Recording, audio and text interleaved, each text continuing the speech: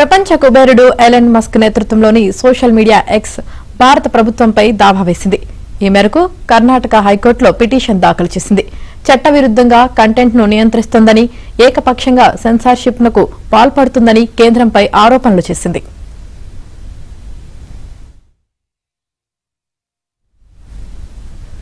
IT చట్టం, సహయోగ్ portal నిబంధనలు తమకున్న చట్టబద్దమైన రక్షణను ఉల్లంఘించేలా ఉన్నాయని, ఇది తమపై అనధికారికంగా సెన్సార్ చేయడం కిందకే వస్తుందని ఎక్స్ సంస్థ తన పిటిషన్లో తెలిపింది. ప్రభుత్వం ఐటీ చట్టాన్ని దుర్వినియోగం చేస్తోందని ఆరోపించింది. ఐటీ చట్టం ప్రకారం బ్లాక్ చేసిన కంటెంట్ను తొలగించకపోతే ఎక్స్ తన చట్టబద్దమైన రక్షణ కోల్పోయే అవకాశం ఉంటుంది. అయితే ఈ సెక్షన్ కింద కంటెంట్ బ్లాక్ చేసే అధికారాన్ని ప్రభుత్వానికి ఇవ్వలేదని ఎక్స్ వాదిస్తోంది. సెక్షన్ 69A పక్కదారి పట్టించడానికి అధికారులు ఈ నిబంధనను దుర్వినియోగం చేస్తున్నారని చెప్పింది.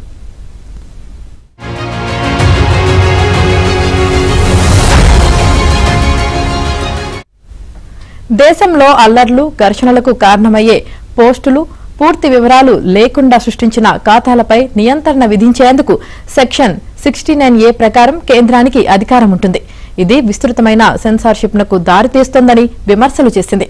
ఈ దావాపై కేంద్ర ప్రభుత్వ వర్గాల నుంచి స్పందన వచ్చింది. ప్రభుత్వం చట్టాన్ని అనుసరించి ముందుకెళ్తుందని, సోషల్ మీడియా సంస్థలు నిబంధనలు పాటించాల్సిందేనని ఆ వర్గాలు తెలిపాయి.